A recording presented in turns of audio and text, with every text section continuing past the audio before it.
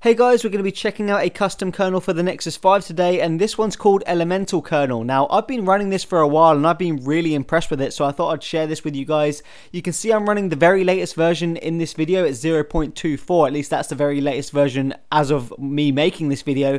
And yeah, as always, all the links are in the description, so let's go ahead and check this out. Now, this kernel comes with an Aroma Installer, which is what you can see here, and this is the screen you'll get after you flash it through the custom recovery. So I know not everyone's used to this, and basically what it allows you to do is change the kernel settings before you actually flash the kernel. So you could just do all this, set up the kernel, and then just leave it. Now, I know not everyone likes the Aroma Installer, so he has also made a separate zip which you can flash, and that's called the Express version. That just installs like any other kernel, and then you can use apps like Trickster Mod or any other kernel app to kind of change your settings, or a script if that's something you want to do. So we'll just go through this because this is something I use and I do kind of like it. So we'll hit next, we'll agree with the terms and conditions, hit next again. You get a change log of all the different versions and of course the one you're about to flash, so you can see the differences. Hit next again, you get a warning, and now you're into the actual settings. So the first setting you get is set each CPU core separately, yes or no answer. Now, if you press yes, essentially this allows you to set each CPU core to the frequency that you want. This is the maximum frequency. So let's say you want to overclock core 1 and just core 1, you could set that to maybe 2.3 gigahertz, and then the rest of the cores you can have set to stock or maybe lower. That's up to you. Now, I'm just going to leave this on no right now because I don't want to do that.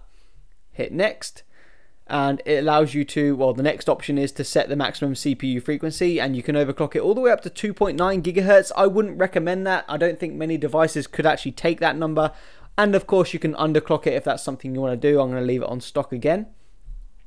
Next option is the overclocking of the L2 cache and bus bandwidth. So this is a very slight overclock. It does help a little bit in terms of performance. It's just a little bit snappier with it on. It does say here if you have or if you experience instability, choose stock. I've been running ElementalX version of this and it's been fine, so I'm just going to hit next. And we have undervolting options here. You can choose stock, but by default it's set to undervolt to 750 minimum, which is it's a small undervolt. I've had no instability here. I did try undervolting to 725 and I did get instability. I got reboots. So each device is different. You may have a different CPU, slightly different CPU build to me, and it can handle it, but I'm just going to leave it on that. And select thermal throttling. So by default, you can see here, it kind of explains it all for you. Least thermal throttling, best performance. You've got a bit cooler and then you've got the stock. So I'm going to leave it on default for now. And we have the GPU governor. You have the option of on demand or simple. We'll leave it on demand. You've got the different IO schedulers. Again, row is the default. And now you have some options like sweep and wake settings, and you can see there's loads of different options here. Be aware, because of the way the Nexus 5 is built, if you use sweep to wake, it will kill your battery kind of fast. It is not the same as it was on the Nexus 4 and the other devices. Essentially, it's kind of hard to explain, but essentially it doesn't work quite as well and you're going to get a lot more battery drain. So you do have the option here to use a power button to toggle sweep to wake on and off. So if you press the power button, basically it'll turn it off completely. If you don't, it'll leave it on. But I'm just going to leave all that stuff off because I like my battery life. Hit next. You've got some other settings here like enable USB fast charge, max screen off frequency. I think you should leave this on because essentially what it does is cap the frequency when the screen is off to that frequency you can see right there, and that saves a lot of battery life. The idle drain for this kernel is awesome. So we'll just keep going through here. Enable G-Boost is important for graphics, so if you play a lot of games, leave that on as well. Hit next. Now, RAM disk. If you're coming from a different kernel like Franco, I suggest you just use the stock RAM disk. This will save you a lot of time, save you a lot of hassle. Use the stock RAM disk, it's just helpful. And then install ElementalX, and boom. You can see it's going to install it all. And that's it, you're ready to go. Now, the kernel is still using the in-house MP decision, but it is using a customized governor called ElementalX. And I've got to say, this combination has been awesome for me. It's very fast, very fluid, and still gives me great battery life. Now, we're always fast to point the finger at MP decision, blaming it for the bad battery life, but ElementalX kernel here is showing us that it really isn't that bad, and all the other optimizations make this kernel excellent in terms of performance and battery life. Talking about the performance, it feels just as fast, if not a little bit faster than the stock kernel, which we all know is very quick. It just has bad battery life. But you can see here, transitions are smooth. Everything is very fast and fluid, just how you want it to be. Let's move on to battery life. I'm not going to run benchmarks because there's really no point in that, guys, but let's talk about battery life. That's what you all want to see. So I was using this over the weekend with my normal usage patterns. In terms of my settings, I had the brightness on automatic brightness. I had the GPS on high accuracy. All my syncs were on. I was using Google Now, location reporting. All that stuff was active. I didn't turn anything off to get better battery life or anything like that.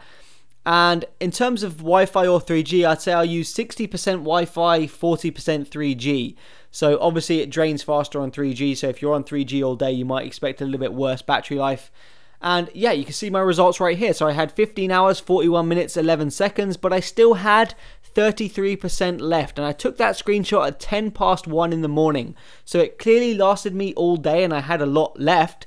If we check out the graph here, you'll also see the graph and how it looked. Now you can see the GPS was online a few times. You'll also notice my Wi-Fi is completely blue, meaning my Wi-Fi was on the whole time.